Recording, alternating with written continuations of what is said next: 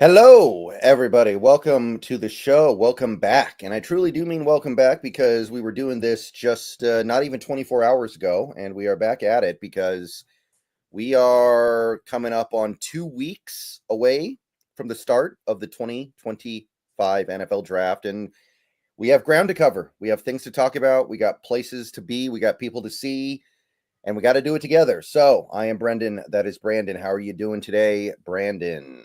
I'm doing great, man. Inside 2 weeks, and feel like we're just about to the point where the hay's in the barn as far as really looking at these guys exhaustively, and just get you excited because you really got your head wrapped around the draft. It takes a while, but I feel like I'm getting there, don't you? It doesn't feel real to me yet. It doesn't feel like we're 2 weeks away. That doesn't feel right. But I mean, I know it's obviously true, but it, I don't know. It doesn't feel like it's that close. It's just if it's felt like it's a. Usually I'm scrambling. That's why I say, Brendan. Usually at this point I'm like I've got 50 prospects in 2 weeks I got to drive through, and this one I feel like I've got them already kind of looked at. So it's like, all right, we're okay. Mhm. Yeah. I'm actually pretty ahead of things as well. I think last year I went to the last couple of days to finish up, but not this year. It's brutal doing that too. Your head starts swimming. Hmm. All right. So today we are covering a position that I think is actually pretty interesting in this draft, and I think it's pretty interesting for the Seattle Seahawks. It's not necessarily a position that seems to draw a lot of attention, and it's not a position that Seahawks fans seem to be conditioned to really um, desire.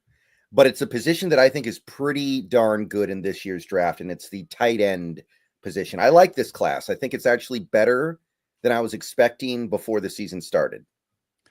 Yeah, I believe that it's the strongest class we've probably seen in about 10 years. There may be an outlier class I'm forgetting about, but I think the real important part is that by and large, when you look at tight end class in recent years, it's been so deprived of very much talent, or there'll be like one or two guys and then not a lot else after that point. And this is a unique draft where you actually have a lot of legitimate guys that even into round four could potentially be starters for you at the position. Good all around players at that.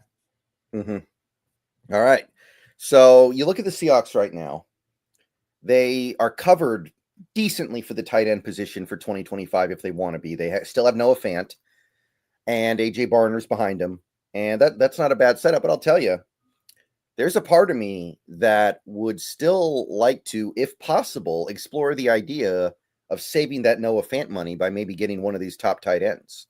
And maybe the team's already decided they're going to commit to Noah Fant for this last year, but I would not hate the idea of getting one of these top tight end targets and then moving Noah Fant, saving the money, and then rolling that cap space over to next year. That's something that I would still like to pursue personally.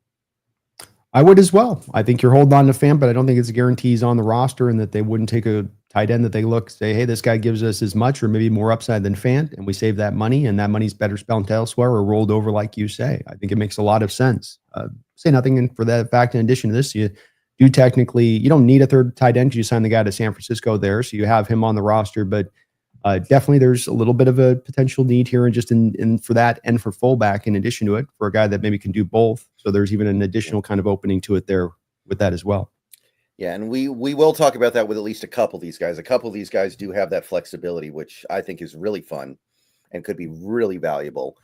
But yeah, with that being said, you ready to just go ahead and dive right into these tight ends and see what's up? Let's do it. Okay, so our first guy here, this has generally become the consensus top tight end in this draft.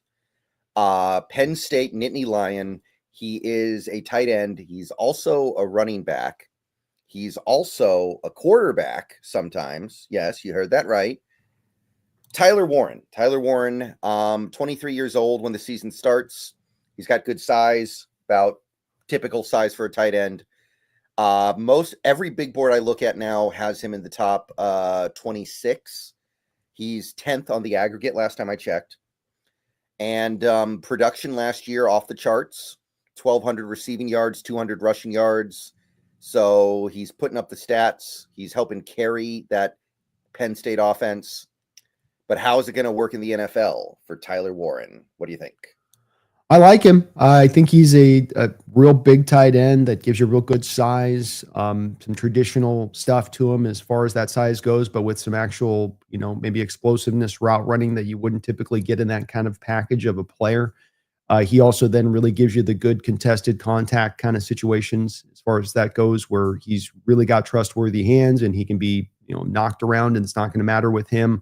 He'll jump up, he'll go make the grab. Very good ball tracking with him as well. A good overall skill set, a decent, capable blocker. I wouldn't call him dominant in that place, but he's going to give you some good snaps in there. Even at times some good snaps to being in doing some of the inline stuff. I think he's a little bit of a stretch between the two of them in that way, but then he also gives you a real bully mentality with the ball in his hands after the catch. Can be a little bit agile as well to get around tacklers in space after the catch and really extend things. You mentioned to him taking those direct snaps, which is a big thing that jumps out to me with him, where you have a couple hundred yards rushing from the tight end position. I mean, I can't think of a guy, but maybe going back to a guy like Aaron Hernandez, who literally was like taking running back snaps in the backfield as a tight end. It's a very rare type of ability to be able to do that and not to be undersold. I mean, he's got one play this year, Brendan, where he does the old Walter Payton jump over the line of scrimmage from the 3-yard thing that you see from those hyper explosive backs, where you're just, oh my God. But the guy's the full meal deal as a player for the position. I think the top end for him has been a little bit overstated. There's Gronk comparisons here. At this point, I do believe that he's probably going top 8 in this draft based on what I'm reading. And I think that is a little bit too rich for me on that side of it. I can understand if the Seahawks have made the pick at 18 because of how much hype and how much draw he's getting talked about in that way.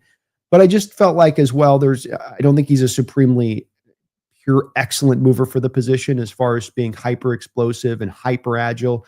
I don't think he's got kind of the wiggle and shake of a Brock Bowers who, went like 12th last year or something. And I think that was a better 13th, I think. Yeah, I just think he was a better overall receiver and brought just better overall cumulative skill as a receiver at that point. Warren's maybe a little bit better of a blocker, but that's where it gets hard for me with that, where I can't quite elevate him as high as others are on that, where I don't quite see the vision there. But where do you stand with him? I think he's probably a top 10 player in this draft for me. I think he's deserving of going in that top 10. I'm a big fan. He's got great hands. He moves well. He doesn't have great downfield speed. I know you said you didn't think he was a great mover at the tight end position. I do agree that he's not a big time downfield threat the way that some tight ends could be.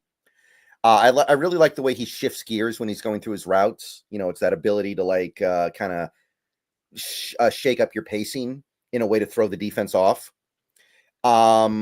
He's a great route runner, good contested catcher. He's a good, I don't think he's a great blocker. I think he's a pretty good blocker overall. Can line up everywhere. He lines up in the slot, lines up wide, lines up in line, lines up in the backfield. And I think he's got a great drive to be great. I see that desire on his part to just whatever it takes to help my team win, I'm willing to do it. I do think physical defenders can take him out of the game a little bit sometimes. Like I said, not great downfield speed, some improvements to make as a blocker. So I really do like him. I think that maybe he won't be one of the best tight ends in the game, but I think when you add in the value that he's going to provide in other areas, like the backfield stuff, and maybe even the trick play stuff, I think he threw like 6 passes last year for Penn State. They like to use him on those trick plays. I don't think we're going to have a chance to get him. I think he's going to be long gone by the time we get to 18, and I think he deserves it. So I'm a little higher on him than you are. I don't see the Gronk stuff, but the Gronk stuff, that's just never really going to happen again. Gronk was basically a 6th offensive lineman out there. You're not going to see that anytime soon, but I do think that Tyler Warren is worthy of being a top 10 player in this draft. Yeah, he's a fun player, and I'm certainly way lower on him than just about everybody else is in that way. So I probably have this one a little bit wrong, and I like him, just don't quite like him into that range of where he's due to go with it. But I think he's going to be a very good player. You got a good safe floor with this guy, in addition to having some ceiling he offers to you. Mm-hmm. And you'll be able to find a way to get him touches. You'll be able to find a way to get productivity from this guy one way or the other.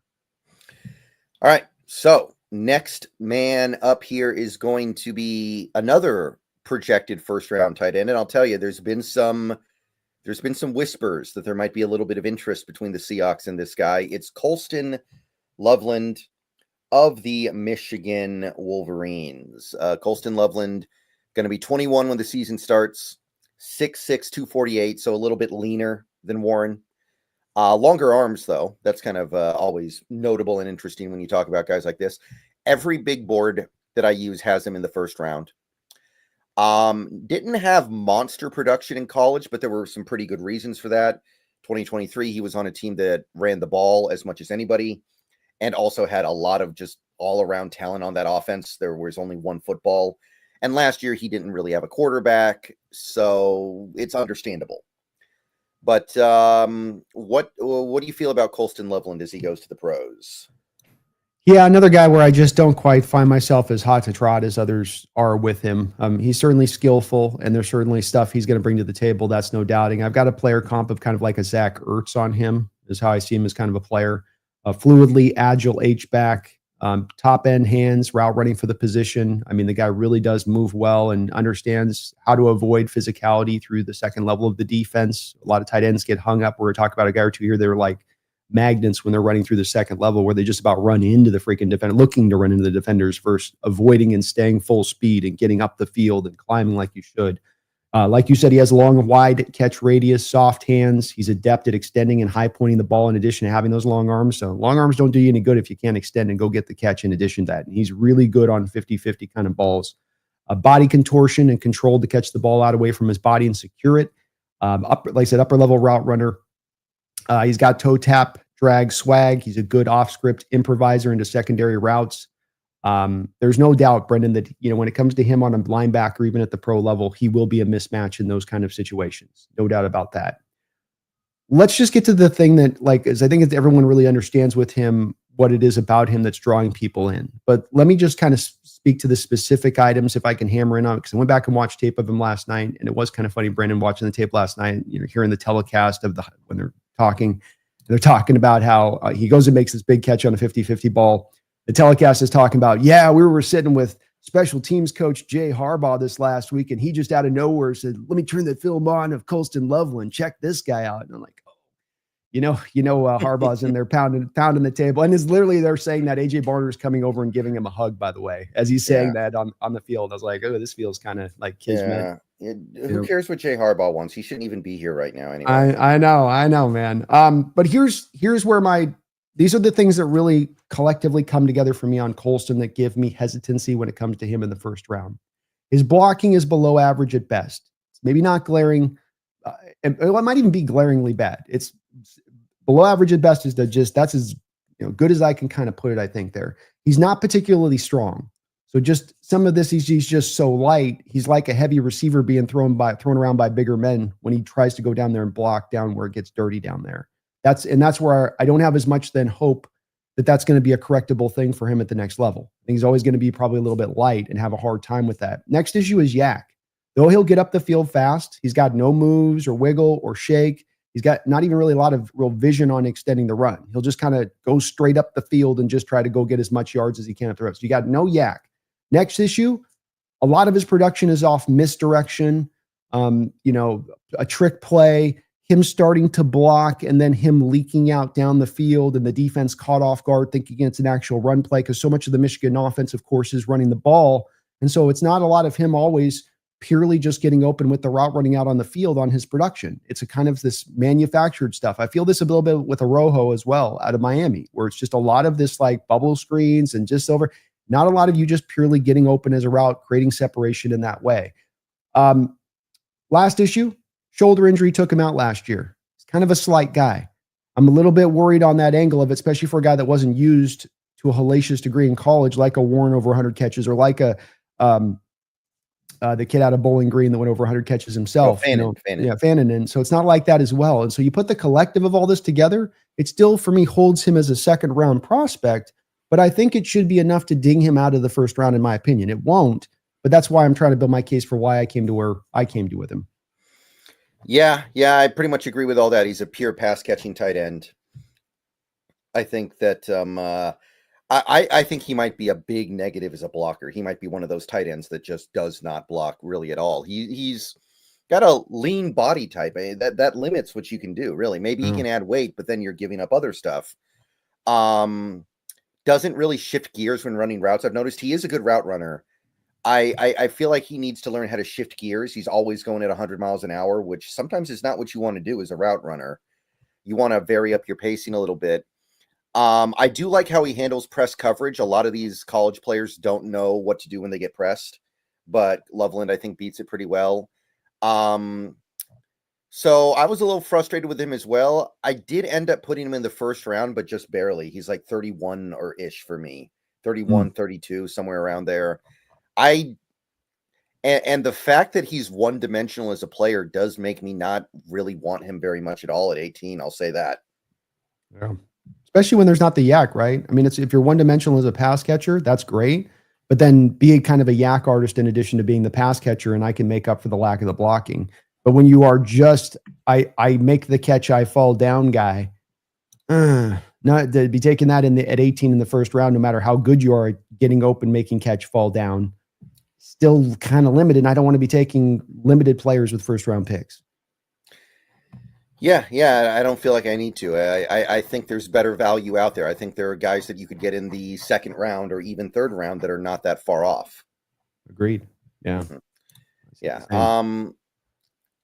I'll say this, if the Seahawks ended up with a pick at the back end of the first or the top end of the second and got Loveland, I'd be pretty cool with that.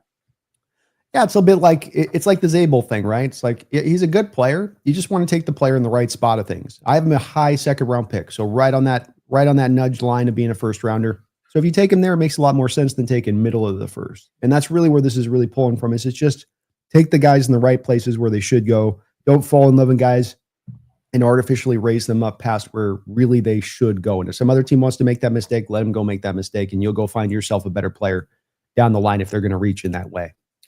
Yeah. I don't feel like Loveland gets past Denver. That's my guess right now. Yeah, it's long felt like to me like one that Genty to the Raiders has long felt like the most natural first round fit for any player to any team. But I will say that for whatever reason to me, Loveland to Denver has felt like it makes too much sense.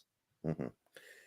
All right. Okay. So those are your two first round projected guys. Now we're going to move on to a second round projected guy. I believe we've got two as of right now. The aggregate shifts constantly, but our first guy is going to be Mason Taylor of LSU, 21 years old, about average size for a tight end, 6'5", 251. Like I said, the big boards mostly put him in the second. Pretty good production last year, 550 yards, 55 catches. Nothing over the top stellar. PFF grade was also kind of forgettable, 67.8. But yeah, Mason Taylor, what's your read here? I like Mason Taylor quite a lot, and I've got him right nudged up closely with Colston, Loveland. Some similarities between them as players, but both he's got a little bit slightly above average speed and quickness for the position, like Loveland. Strong route runner for the position, a bit like Loveland. Really good in and out of his breaks. I thought that he really does a good job at the stem of his route of not giving it up to the defender and letting him know what he tells and be able to bust that out. The outbreaking routes, especially with him, are real sharp, and he's really able to create some separation on those routes. It stood out in a major way. I think he's above average as a prospect with the ball tracking and attacking the ball in the air, not letting the ball come to you, but going up there and high pointing and grabbing it. Again, where I came back and forth between him and Loveland on this, where I just watch his tape and watch Loveland, and everyone goes, "Oh yeah, Loveland's definitely this number one tight end or first round tight end." And everybody goes, "Well, with Mason Taylor, well, he's a second round guy." And I go, "Man, these guys are way more closer than they're further apart. So shouldn't this mean really Loveland does kind of go more into that second round kind of place of things?" Really soft and steady hands. He's only credited with having one drop on 79 targets this past year. He's like a little bit like a shortstop picking the ball out of the dirt. When he goes low for a big man, he can go take that thing up off the toes and make that catch and go low and grab it. He's got a really good ability to that's that ball tracking thing where, misthrown ball, he can adjust to it quick, get the hands down low, get the body down low, be in a position to go make that catch and reel it in. So those soft hands, that good catching ability also extends out to tough catches. In addition to that is kind of what I'm saying. He doesn't have many moves after the catch, like Loveland again, but he does really do a good job, Brendan, to me, of catching the ball and then turning into a runner almost instantaneously. It's like boom, boom, boom, and he's up the field and he's good to go. Sometimes he's almost a little too aggressive getting up the field. It does get him sometimes torpedoed too much where he's just not expecting the tackle, but you love the effort and what he brings on that. I don't think he gives you too much upside as a run blocker, but he does offer some legit ability as a pass protector, chip blocker, those type of things. He can do that, but there's going to be some limitations to him as a run blocker. That's for sure. Yeah, I have good athlete. He's got great ball skills, great hands. He's got a big catch radius as well. I think he's going to be a little bit of a downfield weapon as well, even more so than a guy like Warren. He's not afraid of catching through contact, not afraid of contested catches. I think he's a good blocker in the open field. He's just not a good blocker in line, more so. Like, I think if he's trying to take on like edge rushers or bigger linebackers, it's tougher. But if you're asking him to be like a lead blocker down the field, it'll be okay. Oh, you muted? I felt the same way on that. He's a little bit like Hawes in that way, right? Where Jackson Hawes, really great blocker, but at his best, when you have him kind of moving and then getting into it off the movement, like pre-snap motion to the block, right? So let's see here. I do think he's got some improvements to make as a route runner. He will have issues playing in line at the NFL level, I think, a little bit. I think he will want to play a lot of his reps in the slot for now. And I feel like he's capable of building separation, but a lot of the times he doesn't. It almost makes me think of Odunsier sometimes, where he just likes contested catches. And sometimes you just want to get open and make the easy catch. It's okay. It definitely helps. It definitely makes his job easier if you can do that. Yeah. So I think most of the issues with him are fixable. I think he can learn to become a more complete tight end. And even if he doesn't, I think he's a good receiving weapon. So I'd go middle second round on him. I think he has good upside, and I think there's a pretty good floor as well. I think middle second round's about right. Yeah, I think that's a great way of putting it. Good floor, offers you some ceiling. Second round's the right place. Also has the lineage of being the son of Jason Taylor, and even his mom, I believe, was an athlete. And so you love having those guys, the guys that have the lineage, and two parents that are both two sport athlete kind of things going on. And he's got that as well. We've seen with the track record, those kind of guys that they don't tend to, but they have a pretty high frequency of success, don't they, Brendan? Yeah. Jason Taylor was the guy who looks like Xerxes from 300, right? That's right. Yeah, I remember him. He was great. He was a monster out there. He was a problem. One of your kind of original extra large ends, like tall wise, it was kind of came at the time where everyone thought you had to be more 6'4", and there was like that mandated size you had to be. Like corners used to have to be 5'11" or under 6 feet. Right. Like they eventually got destroyed that thinking, but he was kind of one of the people that helped destroy it. Yeah, it's like the old days of poker. You can never 4-bet pre-flop unless you have aces. And then one day somebody just went, wait, what if I 4-bet and I don't have aces? And then everybody's minds were blown. Yeah, exactly. You can do that? All right, we got another second rounder here. We got I think he is our second rounder as of right now. Again, things change all the time. Elijah Arroyo of the Miami Hurricanes, part of their really fun offense from last year. About average size for a tight end. Again, really long arms, though, 33-inch arms. Definitely worth noting. He is our first tight end of the day that did combine drills, and he did one, the bench press. So, yeah, not a lot of testing from tight ends this year. A lot of them were sitting it out. Really kind of bummed me out. I don't like seeing it. But, yeah. Aggregate has him as a late second round pick. Only really has 1 year of production, but almost 600 yards, 7 touchdowns. Big play guys. Average 17 yards per catch. So, what do you think of Elijah Arroyo? This is the guy that I'm going to be probably I am as cold on as any tight ends that we're going to look at today. For where they are, for where they should go, in my opinion. I've got a late 4th round grade on him. He's an athletic tight end, solid route runner for the position, good cuts at the stem of his route, explosive up the field. He's got solid hands for the position too, and he does a good job with the late hands. Doesn't always he'll sometimes trick defenders by waiting to pull those hands up to go reel in the catch until kind of last minute, which does help him out a lot. Really good understanding of where to find cracks in zone coverage and where to sit down. I like that part of it as well. He's got good quicks, but I do not think he's got anything but maybe average speed, which quicks are what you really want to lean to the tight end more than speed, but it'd be nice to have both. He's a willing blocker that is missing some needed play strength to get the best out of his technique, though he does have pretty good technique. It does seem like he was dealing with some lower leg injuries that could be kind of muddling his tape through last year, where through the early part of the year wasn't fighting through those injuries, maybe started to get a little bit healthier as the year went along, a little bit better. Half of his routes were as a slot wide receiver. I believe like about 56% of his slot. I believe he has some more snaps as well, lined out wide. So this is a guy to me that's really more of a receiver more than he's really a tight end, and watching him on tape to me. I talked to you about the premeditated stuff. I think he's got more premeditated stuff in his production this year than any tight end we're going to look at in this draft. And that's kind of important too when you think about the fact that he only has 1 year of actual production. So what I think is going on with Elijah Arroyo, in my opinion, is okay, the long arms, the size, the fact that he goes out there and tears up the Senior Bowl. I think these are weighing more heavily on his evaluation than really going back and looking at the tape of what he really brought to the field and what he is as a player, in my opinion. I'm actually with you. I have him as a round 4 guy as well. I wasn't a big fan of this. He's got good hands, not afraid of getting physical. I think he's really good at reading zone defenses and sitting down in the hole in the zone and waiting for the ball.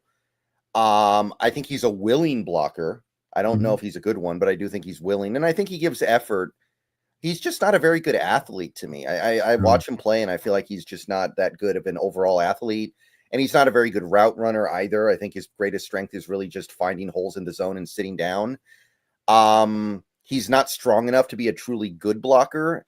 And I don't see a lot here as a run after the catch player personally. I think that he's kind of like Loveland, the way you were saying. There's nothing really going on there. So you've got 1 year production. You've got pretty light athletic traits. I feel like he's going to be like one of those high effort guys that just doesn't have the tools to really make it work. He'll be one of those half decent slot receivers that runs like a 4.7 40, and they just try to barely hang on in the NFL, and the talent's just not there. So I went round 4 on him. I didn't like him very much either. Yeah, I had in my notes, I didn't mention him, but in also my notes, his yak ability is also limited. So I saw the same thing from that as well. And I don't understand why he's being looked at as a second round player. He's a fine prospect, but that's just, there's so many better players in the second round, even tight ends in the second round you'd be going with than this guy. And I don't quite get it.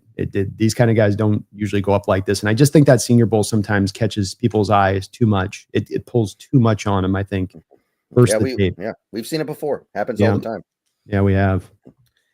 All right. So that is your final second round guy. This next guy's very close though. And some people may elevate him to the second round. This guy's, as of when I took this data, he was literally the first pick of the third round. So he's right there.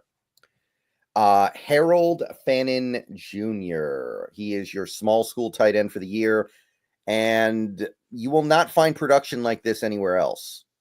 So he's undersized, 6'3", 241. So he's a little bit smaller, but he's fairly athletic in most areas. Had a great 10-yard split. 1, 5, 6, 10-yard split is getting it done all day long. Good vert, good broad, good change of direction. The big boards, like I said, right now it seems to be congregating around the late second, early third. 1,550 yards last year. Also threw in 65 rushing yards. 117 catches. The guy was the Bowling Green offense. But Bowling Green is not the NFL. So what's Harold Fannon doing when he gets to the NFL? He's one of my favorite prospects in the draft. He's just kind of, we all have our guys, don't we, Brendan, that are just, regardless of Brown, or just your guy. And Harold Fannon Jr. is just my guy. He's built as weird as any tight end in this draft. He's got the Kenny rubbing knees thing going on, Kenny Smith rubbing knees thing going on that the basketball player used to have, or still does have. That's kind of funny. When he runs, it's like a cross country guy in the open field. It looks weird, but he's a yak monster. He's a bull with the ball in his hands. He can both run you over or juke around you. He's got great hands for the position. He can extend. He can jump and high point the ball. There's just so much to like in his game to me. I think the quickness is there.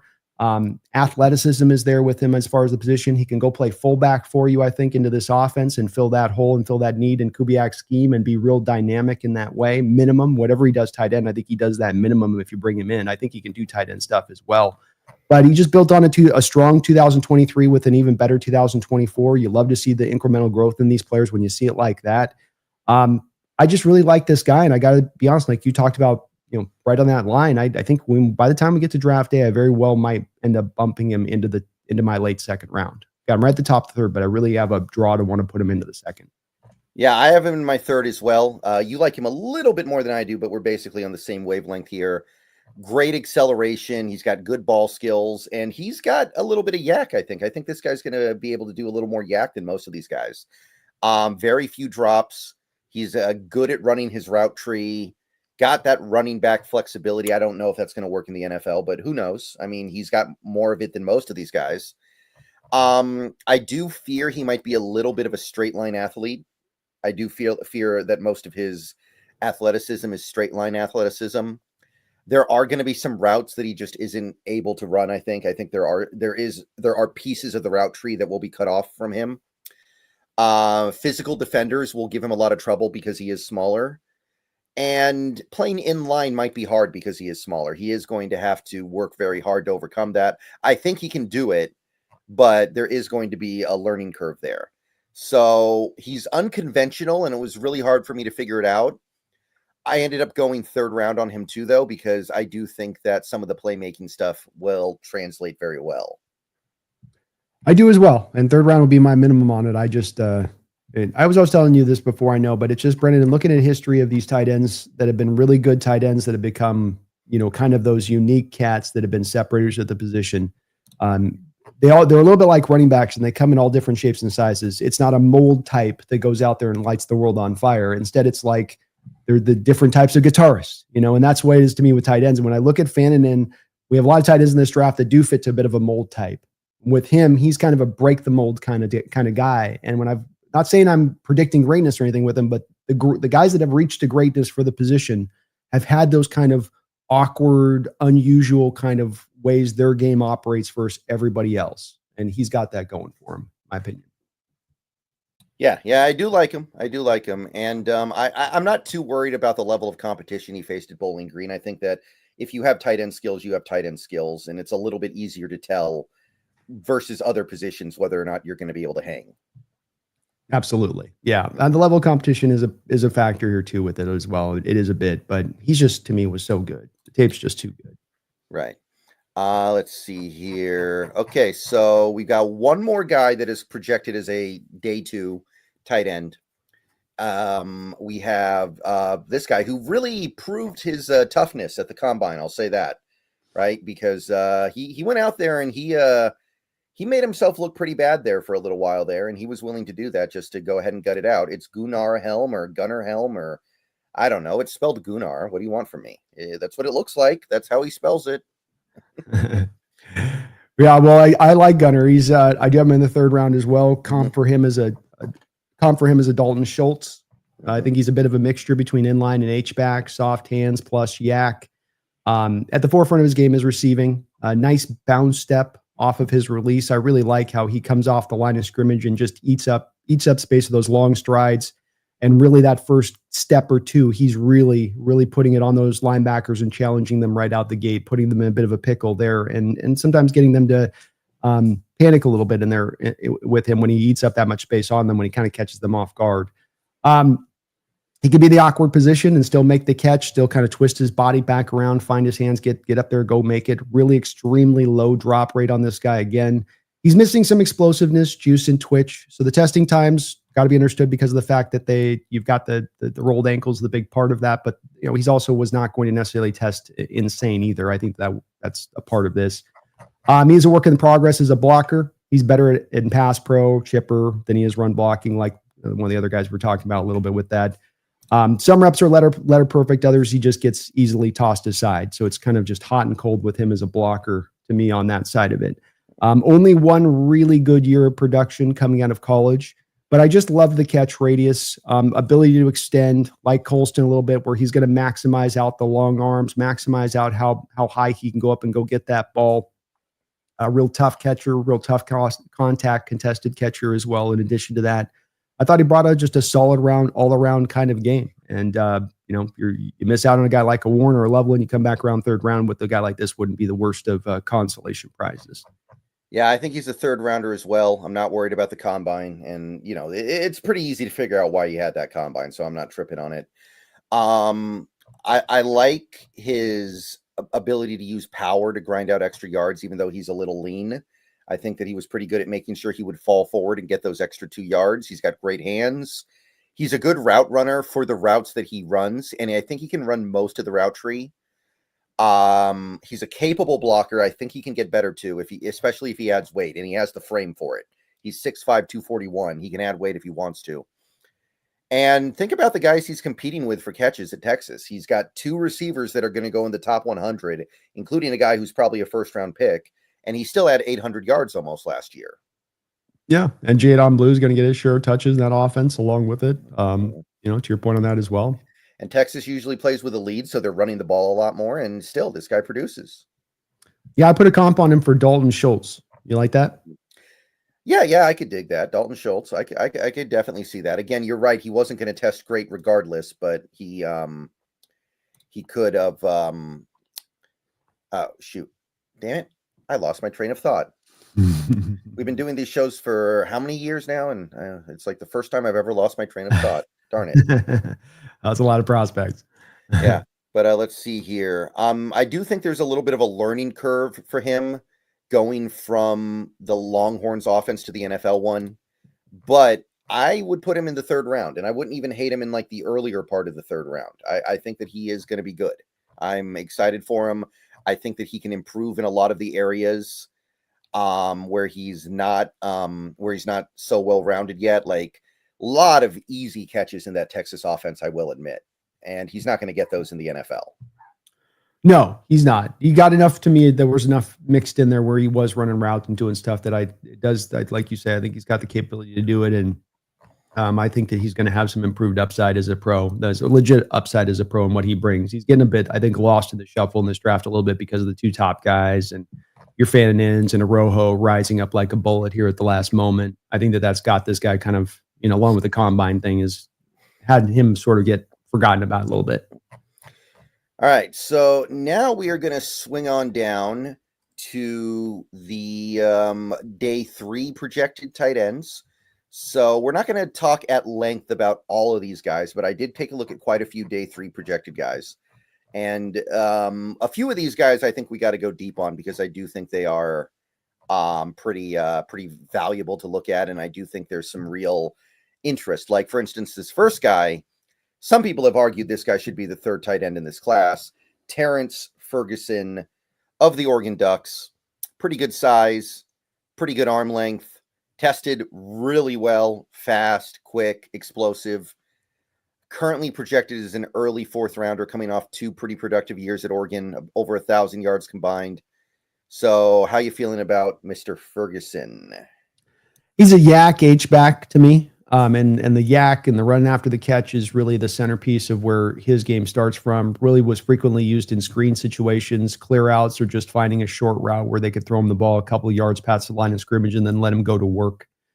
He quickly gets violent after the catch, using his arm as a spear to force knock tacklers off of him. His yak really comes from good contact balance and how he really finishes runs.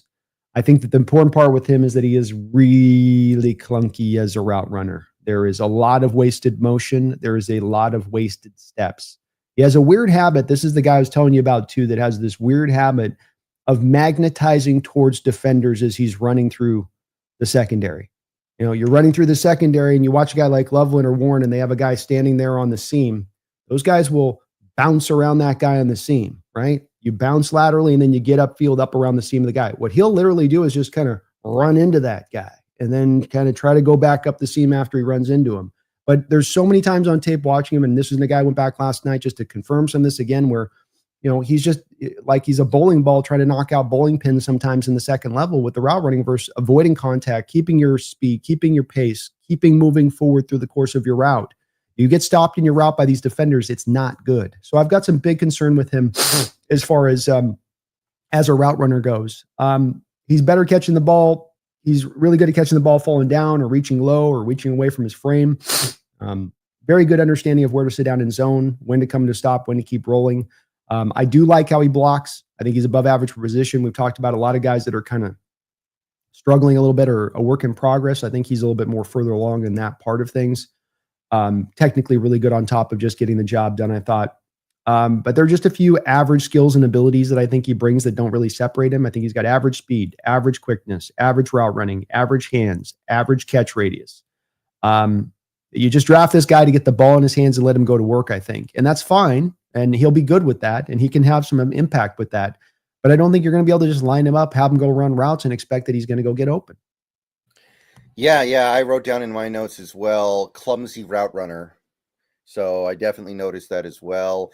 I do like his speed. I do like his acceleration. He's going to get downfield in a hurry.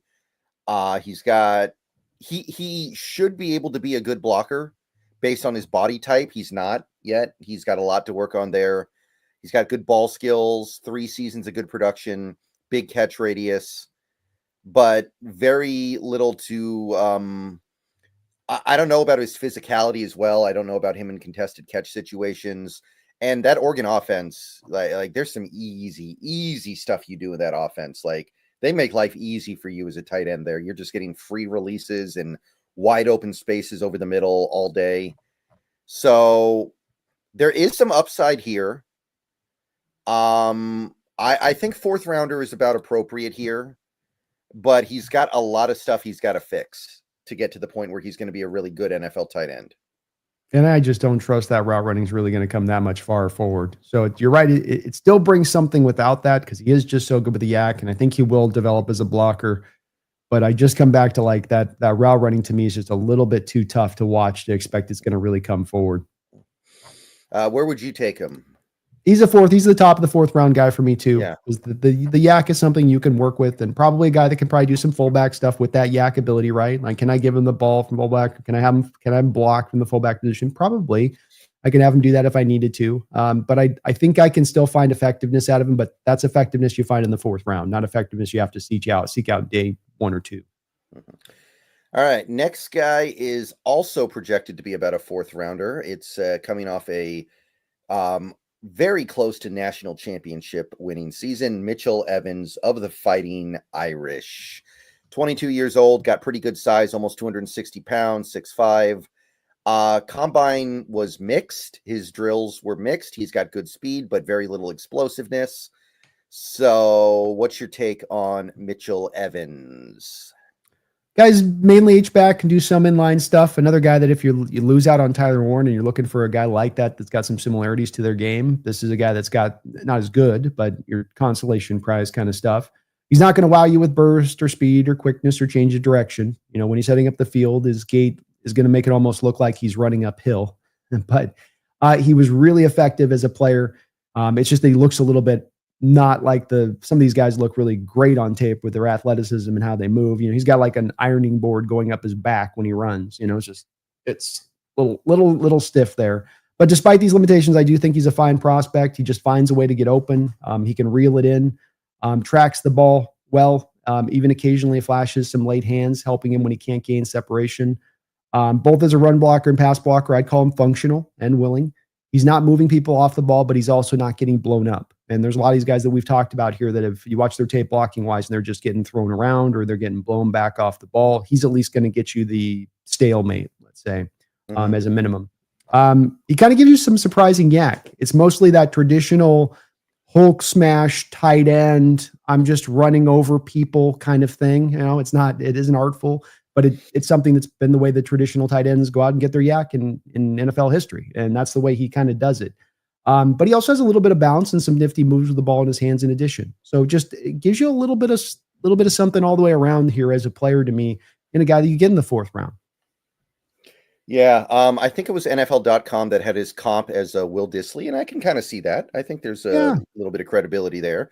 He's got a nice full frame, should be a good blocker, plays through physical defenders as well, not afraid to get physical, got pretty good hands.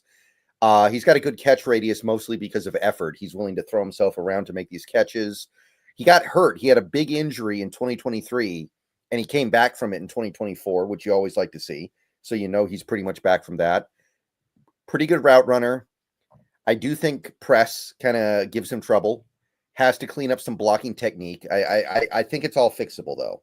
I think that you can teach him to be a really good blocking tight end. He's gotten injured more than once in his college career, though. It is worth noting that he's had issues staying healthy, which I I guess that would be another thing he kind of has in common with Will Dissly, because Dissly had a lot of that. I don't think he's a big yak threat. I think you're right that he does kind of find creative ways to do it with his power. I wouldn't call him a yak threat, but I would say that it's a little bit better than some of these other guys. Yeah, agreed. Yeah. So I actually liked Evans quite a bit. I had him as a 4th rounder as well. Possession receiver, chain mover, who's also a good blocker. There's room in the NFL for guys like this all day. So I would definitely take him in the 4th round. And I basically said I'm going to start looking his way right after we get out of the top 100. So I'm good in the early 4th, even if that's what you feel like it takes. Safe pick. A guy had some really, really nice testing times in the combine as far as the short area burst stuff goes, which is what you really want to lock onto with tight ends. The 40 is nice, but it's really, 10-yard split and how's the shuttle and how's the 3-cone, because that's what those guys are going to be doing by and large with their movement. And he's really good on those all the way down the line. So fairly safe 4th round pick if you take it and what you're getting. You're getting the good floor with this guy, no doubt about that. Mm-hmm. All right. This next guy I find to be one of the more straightforward players in this draft class, Jackson Hawes of Georgia Tech. Pretty good size, pretty decent size. Testing was, again, relatively mixed. He's slow, but relatively quick. He's got a decent amount of explosion. The aggregate has him in the early 5th round, and he's got almost no receiving production in his college career. So what makes Jackson Hawes tick? His blocking is in it, to put it the short and the long way. It's going to be his blocking that's going to really be able to be what separates him as a player. He's an old school type of tight end. He's a bit to me like Tip Ryman was last year coming out of Illinois. Big body, can move people off the ball. He's not going to generate much separation as a receiver, but I did find that overall he'll catch the ball. There is a little bit of people find a drop here or there on him here with the tape, but the guy's targeted 21 times. And so it's a sample size of stuff there. They're not utilizing him in that way that much. I don't think that necessarily means he has bad hands per se when it's that low as far as the amount of times he actually has been targeted. I do think he is functional as a pass catcher. Not where he's going to really make his money, but I think he's good enough in that way. I don't think he's a complete, utter negative. But a little bit of the quickness with the short area. It's not going to have the speed. Route running is average for the position, in my opinion. It's just that I think he's the best blocking tight end in this draft. And specifically, if this is a guy where you're looking to go get a fullback, that you want to get a guy who can block on the move, that can go clear linebackers out in the B gap when they're meeting the linebackers, or go move and block in space. Not only is the best blocking tight end in this draft, he's the best blocking tight end on the move.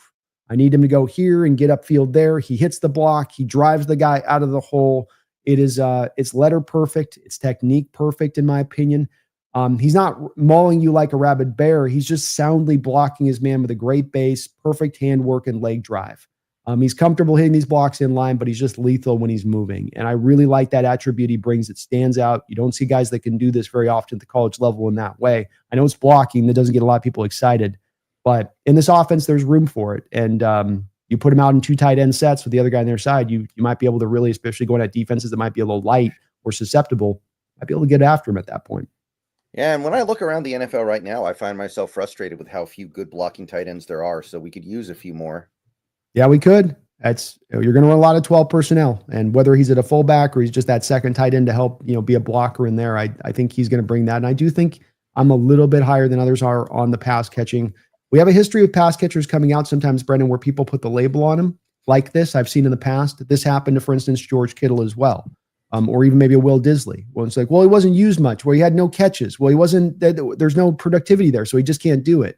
And it's all about utilization. And if college football programs aren't throwing to their tight ends and they just want him to block, well, then you can't really say then that guy's just can't catch the ball or he offers nothing as a pass catcher. It's just that he wasn't utilized in that way. And I think it's more of that to me with Jackson than it is that he can. Yeah. I do think his blocking alone makes him valuable. He's got really good technique already when it comes to like hand placement and leverage. He can play on the move. I just don't think he's a very good athlete, and I don't think he's much of a route runner. So I do think you're getting very little there, but that's okay. Maybe he'll just be a chain mover. And, there's nothing wrong with that. There's a place in the world for that. So I'd go late 4th or early 5th, I think. And that might be a little overzealous, but I don't think it is. I don't think it is either. There's the reason that you said it's there's not a lot of these guys right now in the league that are really good blockers. You find a lot more of the pass catching tight ends right now in the league in the way that this has gone. A lot of the tweener type guys, more than anything else. So, all right. This next guy, now we're starting to get into the guys that I think are just a little bit, at least some of these guys, not all of them, but some of them are a little bit harder to imagine finding success in the NFL for one reason or another. Like, for instance, Jake Brennenstuhl of Clemson, very lean. He's 6'6", but 241. He could add weight if he really wanted to. He's probably going to need to, but he still has very short arms and he has baby hands. He is Kenny Pickett at the tight end position. Truly not a great combine either. Mixed results overall, not very fast, not very explosive. Aggregate has him in the 5th round. He has produced pretty well in that Clemson offense the last couple years, over 1,000 yards and 12 touchdowns combined over the last 2 years. But Jake Brennenstuhl, do you think he's got an NFL future? I don't. I think if you're going to be this glorified wide receiver, basically operating out of the slot, running tight end routes, like Ferguson was, you got to be a kind of a yak monster, or you got to be really fast. Like you said, he didn't necessarily test very well, but he spent over half of his snaps aligned as a slot or a wide receiver.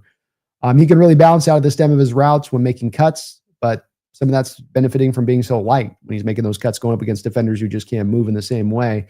I don't know if that's going to happen at the pro level as much in the way that fits. Solid hands, ability to extend after the catch, crafty with the yak. He finds creative ways to extend the run. He's spunky and gets after it as a blocker. He just doesn't have the size to move guys. He's just going to get thrown around because of that. And I don't think there's a lot of size for him to go out there and gain. But technique, will to finish is definitely there as a blocker. I think if he was a couple of inches shorter, he'd be kind of interesting as a potential fullback, but it's 6'6". It's just, he's in tweener land. He's not quite wide receiver. He's not quite tight end. And I think that this is going to probably cause him to, when it's all said and done, kind of just wash out. I got him in the late 5th round, but I don't, you're going to have to use him in a real specific way to find effectiveness with him, I think. Yeah, I do appreciate how hard a worker he is. He tries really hard to get the most out of that lean body.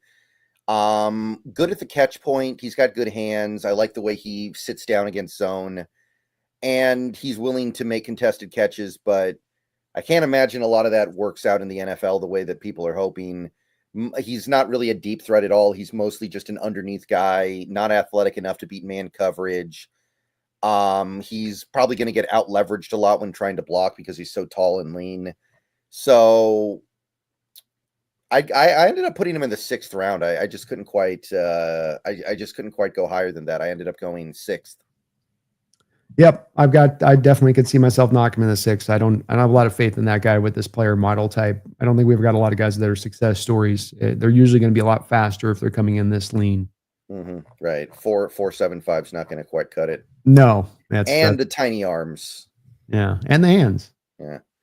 Yeah. First percentile hands for tight ends. Percentile, which matters. You kind of need those things, And a lot of you look at a guy like Gronk, and he's catching the ball, and it's like he's got 2 pillows on his hands catching the thing. The things are so big. Mm-hmm. Mr. Banana Hands. I will say, I think AJ Barner actually has really tight ends, has small hands too, and he's able to overcome it. So it's not impossible, but it's true. Yeah. Okay, next guy is fun. Next guy we might need to spend a second on here. Jalen Conyers of Texas Tech, 24 years old when the season starts. He's pretty nice compact frame. He's not very tall, but he's 260. Good arm length. Tested decently, I'd say overall. I think you're pretty happy with his testing scores overall. Running a 4.74 at 260 pounds is good.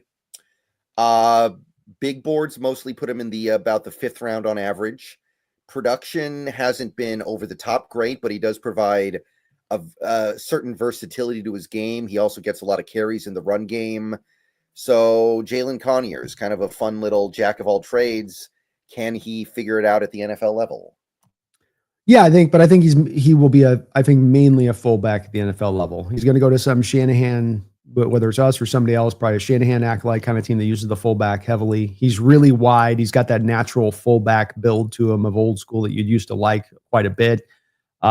tough, hard-nosed kind of player too, so that fits in well with being the fullback. He's not the fastest or the most explosive, but he can change direction, which shows up a little bit in his route running and really shows up on his run after the catch. Good contested catch and yak guy. In addition to that, not going to create a ton of separation on the route running. Route running is just okay. I thought he really did come forward as a blocker in both run and pass protecting situations this year in a nice way. But just the kind of guy that just feels like a fullback fit. He's got a little bit of the Kyle Juszczyk kind of vibes to me as a player a little bit. A guy the Seattle Seahawks have met with as well. So there's some general interest on their part. Good long arms on him, 33 plus inch long arms to allow him a little bit bigger catch radius on that side. But I like this guy quite a bit for the Hawks, especially as a day 3 guy that you can come in and fill what is going to be a vital need to this team that they don't have currently, unless you think John Rhys Plumlee is the guy. And I like him. He's fun. Yeah, there's a lot going on here. He's a utility player, a true offensive utility player, dangerous with the ball in his hands, good ball skills to find throws in the air, pretty good athlete for his size as well. I want to stress that. And I think he looks faster on the field than he does based on his 40 time, honestly. Not a very good route runner, needs to improve his route running a little bit here. Doesn't really get open quickly. I don't think he's quick enough to really break open in a flash. Some blocking technique stuff needs to get a little bit better. So it's really all about his mindset once he makes the NFL.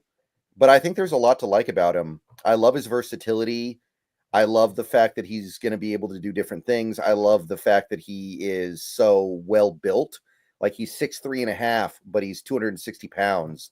Very well built. I wouldn't even hate spending like a 4th round pick on him, honestly. I wouldn't hate. I mean, day 3, I don't get mad about reaching for need to day 3 as much anymore. But I can get where John comes from if he does that, and it is a need. And the thing with Conyers is that there's not a lot of fullback types in this draft. It's kind of Harold Fannon and Conyers and yeah. You don't think Jackson Hawes? Hawes can do it too. Hawes can do it. Let's throw Hawes in there too. So, I mean, but that is it. Those are the 3 guys that can play fullback at these tight ends in this draft. So if you're going to go and reach on a guy like that for this, that is going to be a pure fit to what you need and brings the full skill set into bear.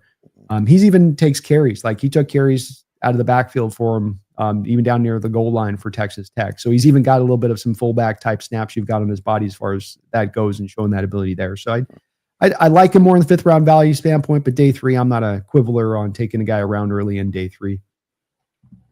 Yeah. Okay. So this next guy, I think we're going to get through real quickly here because the shine's off the apple here. Benjamin Jurosek. I think he started at Stanford, but then they kicked him out when they realized he wasn't like 7 feet tall because that's the only tight ends that they like in Stanford. I thought it's because he got paid late at Georgia. Well, I mean, that helped too, but Stanford only likes their freak, gigantic redwood tree tight ends for some reason. That's true. Well, that's where the redwoods are, aren't they? In the Northern California. Yeah, that's true. So transferred to Georgia and didn't really do that much. Didn't even get invited to the combine. So he's kind of fallen pretty far here. I remember when this guy was getting some hype a couple years ago. Really hasn't produced much for 2 straight years. His best season was 2022. Is there anything left to say about Jurosek at this point for you? I'm thrown off. I really liked his tape last year with Stanford going to Georgia and was really having high hopes this guy was going to take that step forward because he provides a lot of stuff of some of the guys we look in this draft, from a Mason Taylor to a Gunnar Helm. If you go back and watch the Stanford tape, there's a lot of that ability you see from him on the Stanford tape. But it just never really came forward in the major way. Like you said, best year was one of his early years there in college and then didn't really come forward. And that's a warning sign if a player's not really developing. This past year, I don't know how much to hold him to account on that. You're going to a new college program. It's probably a little bit of why you tell some of these guys to don't bounce around so much for the NIL money type stuff. Maybe stay in one spot where you can put your shine on its best to be that prospect. But he's really good as a pass catcher, at least at Stanford, stayed glued to the ball in flight. He can extend. He can be knocked around and still make the grab and be falling down, and just a really tough, rugged player at Stanford in those situations where it would be those real high leverage kind of catches. But went to Georgia and didn't live very little. Some of us, I wonder about too, Brendan, when looking at these Georgia, be it him or let's say an Arian Smith, the wide receiver, when we're looking at their evaluation, how much do we build up into that? How poor the quarterback play was for Georgia this past year. I mean, and shouldn't that measure a little bit? So I struggle with him a little bit in that way, and that you're right, and that his star is really dimmed. But could be a guy that you find that's a little bit of a late round gem, who got kind of screwed in his final year there at Georgia, and that's really impacted his stock heavily. Yeah, the thing that I still like about him that I think is credible is he's got pretty good speed. He's going to be good in the open field. He's going to be a vertical threat that a lot of these tight ends are not. He has some upside as a blocker in space, I think, even though he's kind of small. I think maybe he could be a lead blocker out at the second level. Catches in traffic pretty well. Should be able to handle a variety of alignment assignments at the next level. I just wouldn't. I don't think he's quick. I think he's more fast than he is quick. He's got build-up speed. Gets pushed around by physical defenders because he is kind of small. Bull rushers are just going to blow right past him because he doesn't have the strength to hold up an anchor. Production for the last couple of years has been so weak. It's just I don't know. I ended up going kind of 6th round pick here too. I don't think you need to go any higher than that after 2 straight years of him not really doing anything. I think there's a little bit of a little seed of something here, but I just can't get it higher than that. Yeah, understandable why you put him there. I do go a little more fifth round, but that's just because of really the Stanford tape as much as anything in the weight of it. It's and then I liked what I saw from on that. The blocking, I think he's a real willing blocker, and he does get after it, even though, like you said, the size stuff's fair and valid, but definitely gets to get after it in a really nice way that I like too. So I found him to be a fairly complete potential player if you can tap back into what he was a little bit and what he was showing there at Stanford. Mm-hmm. All right. Oronde Gadsden II of Syracuse. Another guy I've had my eye on for a couple of years now. What'd you make of Mr. Gadsden II? Yeah, I think that there's very little reason to spend much time on him. This is another guy that's wide receiver more than he's tight end. So 58% of his snaps last year were out of the slot. 9% of his snaps were lined out wide. So that's 67% of his snaps where he's not aligned either as an H-back or an inline tight end, Brendan. Mm-hmm. I wrote in my notes, hard to imagine him having any success in line in the NFL. So he's going to be like one of these really oversized wide receivers, which there is a little bit of a track record of those guys being something. But yeah, you're right. There's some fun stuff here, but unfortunately, it's not really looking at him as a tight end. Yeah, I mean he's got his ability to in break on routes and get open in the middle of the field especially stood out to me. And he's a very good contested catcher, really, really good hands. He gives you nothing as far as yak. Blocking is okay at best, but I was watching the tape and I was like, he's not playing tight end. Now, next snap, he's not playing tight end. Next snap, he's not playing tight end. Next snap, not playing tight end. Then I go over and I look at PFF, and 58% of the time you're in the slot, 9% of the time you're on the outside. You're not an effing tight end. You know what I mean? There's wide receivers we're going to look at in this draft that have probably played more tight end snaps than Gadsden did last year. Yeah, I mean, it kind of makes me think of Colby Parkinson. I remember looking at Colby Parkinson tape after we drafted him. And every big play he made, he was lined up out in the slot, it felt like. Every single one. Yeah. And unlike Colby, I don't think that this guy is going to be able to add the weight to become the blocker Colby's kind of become. But even in Colby's case, I mean, he got signed to that deal by the Rams. He's always been a guy to me, in Colby Parkinson, that more got caught up by the NFL in the big thing. And like we heard, Seattle had like a first round grade on him when they got him in the 4th round. And the Rams gave him this big contract. I feel like he's one of those players the NFL gets kind of overrates a little bit, not highly, but just a bit. Like they look at him a little bit better than he actually really is. And I can see the same thing with a guy like Gadsden. Yeah, he's one of those guys they don't lose faith in, even though they have every reason to. It's like it's kind of what Bill Belichick said about Sam Darnold last year. I remember he was talking about how these NFL talent evaluators love Sam Darnold. They don't care how bad he plays. They don't care how much things don't go well for him. They believe he's good and he's going to find a way because they just see something they really, really like with him, and they're never going to give up on him. Well, to your point, I know the Rams were disappointed in that Colby Parkinson contract last year, and you'd think, okay, didn't perform up to what you thought. You're not liking it. You got your guy back this year off the ACL, which is why you signed Colby in the first place, their other tight end. But then they didn't release him this offseason, right? Like, maybe he'll come around next year. I mean, it's, okay, you had the first tough year, but we'll just give him another into next year. I'm sure it'll click in by then. Right. Let's see here. Dogzilla, thank you for the $2 super chat. Please have some fun talking nose tackle Desmond Watson. Well, I mean, fun is about all you're going to have with Desmond Watson. Yeah, I mean, the fun part of we're talking about Desmond Watson is maybe the potential to put him at fullback, having him lead block or give him the ball at fullback down by the goal line. Good luck tackling that monster. He's strong as they come, but the guy just can't move left or right past one step. And nose tackles in this day and age, there's no more Gilbert Browns. There's no more of these kind of guys that have to operate in the phone booth. And that as long as they dominate in the phone booth, you're fine with that. You don't need them to rush the passer. You don't need them to get in space to the outside zone runs. But with Watson, unfortunately, he's just not going to be able to do that type of stuff. Yeah, he's got to go to an NFC East team so he can stop the tush push. That's his goal in life. There you go. He's the tush push. What would be his nickname? The tush push. The inverse tush push. What's the opposite of push? Yeah. The tush stopper. Yeah, there's got to be something there, man. The NFC East teams just got to keep trading him back and forth all season. So the tush pounder. I like it. Yeah, there's something there, man. There's a fun nickname in there for him. You might be onto something there. That'd be the way to stop it, man. You ain't moving that thing off the line of scrimmage. Yeah, have fun with that. Yeah, other than that, he's kind of a throwback to a player from the 1920s when everybody just ran the ball and we hadn't even discovered the forward pass yet. Yeah, he'd be dominating if that was still the case. Right. So, yeah, he is fun to talk about, but he would not be very fun to have on your defense. No, unfortunately not. He's going to, if he does get taken by the NFL teams, the first thing you're going to do is probably put him on the Jenny Craig weight loss program and have him try to cut out about 75 pounds off that build. Yeah, it'd be like if you had a basketball player who just stayed on one side of the court because he was so out of shape, he couldn't go back and forth. So you just had him cherry pick and you would go 4 players defensively every time. That's right. It'd be like, this isn't basketball. What the hell is this? He's just standing there out of breath, but not moving.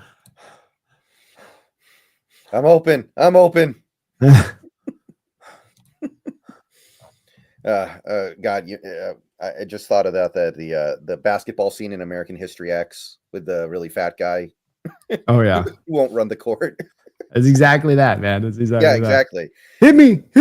I'm open. But yeah, it's shout out to Desmond Watson. He's fun to have around, but I don't think that it's going to amount to anything. And there's no way he gets drafted, right? He's projected to be not even a top 500 prospect. There's just no way. Yep, just these type of nose tackles don't fit anymore in the sport.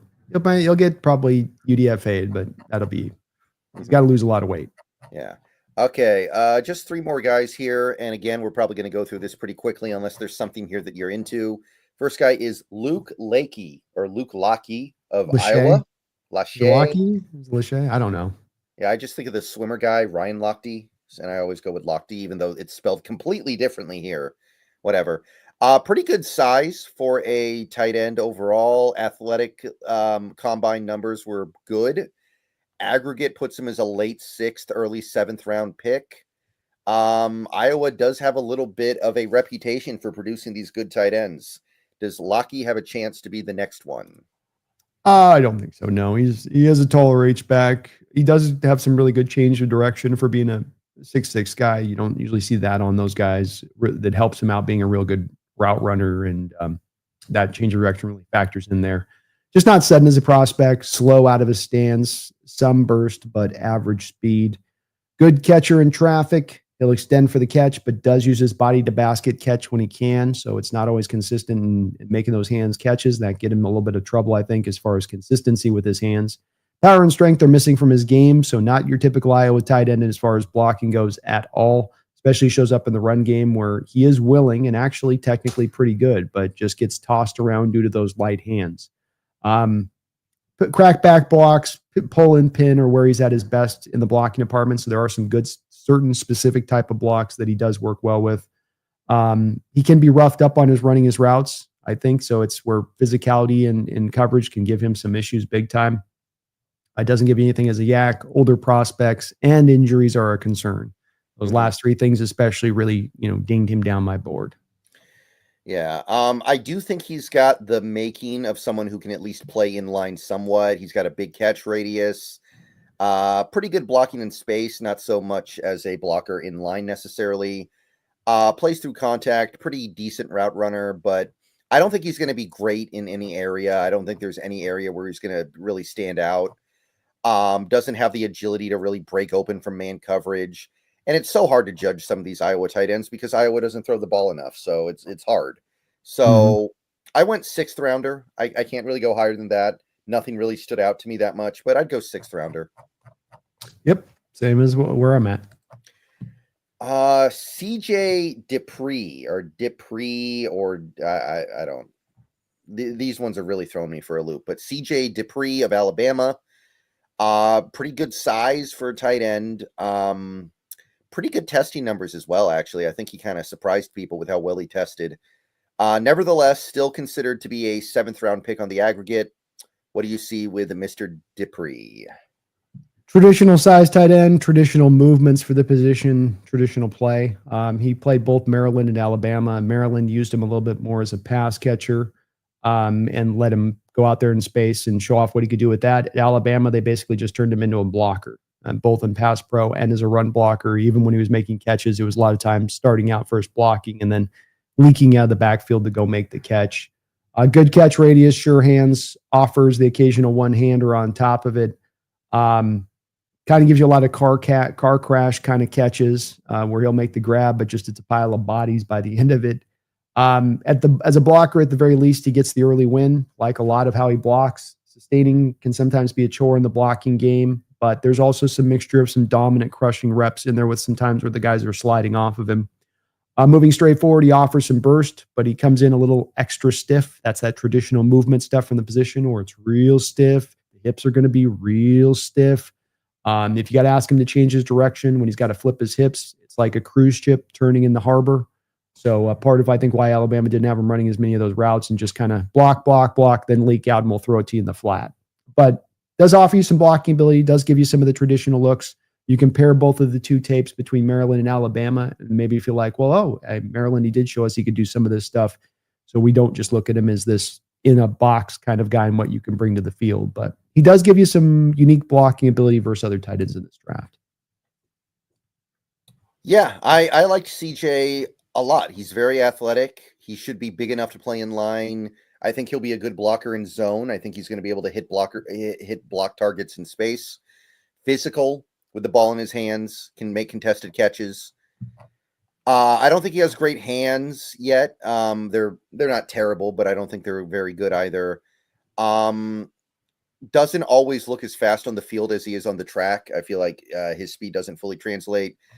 And Alabama's offense by nature just kind of makes life a little bit easier for a tight end, I think, in general. So really intriguing talent. I ended up going 5th round on him. I would not mind a 5th round pick on him. More of a late 5th rounder, but I liked him. I'm an early 5th rounder myself on it, but 5th round, definitely. All right. And the last guy I looked at, and this one's pretty far down, but he is, I believe, currently ranked a 7th round pick on the aggregate. Thomas Fidone, the second out of Nebraska. Pretty lean, 6'5", 243 pounds, but long arms and pretty good testing numbers too. Pretty explosive, pretty fast, pretty quick. Okay production last year for Nebraska, and Nebraska is not the most pass-happy team, so I think 380 receiving yards is actually pretty decent. I know you said you didn't really get a chance to look at Fidone that much. Mm-hmm. Right. Pretty good athlete, explosive, has some deep threat ability, got a full route tree, has some promise as a blocker. His long arms are pretty rare in this class as well, and he gives a lot of effort. He's just going to have to add weight. He's going to have to learn how to beat press better, which he should be able to do because he has long arms. And for a guy that is kind of tall and has longer arms, he doesn't win enough of his contested catch opportunities. Really should be a better contested catch guy. So I actually ended up liking Fidone a good amount. I'd say late 5th round would be fine by me, honestly. Yeah, he looked functional. I watched a little bit of the tape on him. He is functional. I liked how he blocked. Is a former one of those high 5-star rated prospects coming out of high school. Knee injuries have been a bit of a problem, and that's where you're not sure about that, where the health standpoint is. He's carrying around that knee brace with him last year on the field. And there were times I felt like there wasn't maybe fully dragging the leg, but maybe not at 100% full health either, as there have been a couple of times he's had to deal with some injuries there on that. But good size to him, man. He's built right. Good wide build, good strong build, solid base to him. All right. Yeah, I think that takes us home. We looked at every tight end that is expected to get drafted in my experience as of right now. And it's a good class, man. It beats last year. It beats most of the recent years, I would say. We've had so many classes that have been really outright bad as far as tight end classes go. So it's really a breath of fresh air having so many guys that are both talented and also really unique in this one. It's made it a lot funner covering this tight end class. That's for sure. Yeah, and there are a couple of names in the UDFA rankings that I think could end up being something. Guys that I've looked at before, guys like Caden Presscorn, Gavin Bartholomew, Bryson Nesbitt. These are all guys that are currently projected to be UDFAs that we've talked about a little bit before. There's a little something there. Yeah, I don't think those guys will do much at the next level. I think they potentially do, but I think they're all kind of back end day guys. Mm-hmm. And apparently the Seahawks are meeting with this one tight end. I think his name is G. Scott Jr., who is supposed to be a fullback at the NFL. And he's like one of the most athletic fullbacks ever, if he's a fullback. I don't know if you've heard about this at all, but it actually sounded pretty interesting to me. Yeah, it's G. Scott's kid. And so, G. Scott, right? Yeah, he's the guy who's on X, right? He's the Seahawks guy on X. I've seen him before. So former 5-star guy. He was a receiver in Washington. So a local kid out of Washington too, former wide receiver that went to Ohio State. And then he got stacked behind the wide receiver depth chart there, as just about anybody would when you have Olave and Wilson and Jackson Smith-Njigba and Mecca Abuka and Jeremiah Smith. So he transitioned to tight end late in his career there at Ohio State. So a guy that, maybe you could move to fullback, but, didn't light the world on fire as a tight end necessarily, did fine. In that way, but would definitely give you about the most athletic fullback you could find if he's gone from wide receiver to there here in just that 4-year span. Mm-hmm. Yeah, I haven't had a chance to look at him, but I did know that the Seahawks were looking at him, so I thought I'd go ahead and mention that. And yeah, that takes us home. So I think we're good, man. Let's go. Well, yeah, fun class. I expect us to come away with one of these guys somewhere, Brendan, in this draft. I think you're going to take a tight end somewhere. Yeah. So I know I want one. I don't know if we're going to get one, but I know I want one. I'll say that much.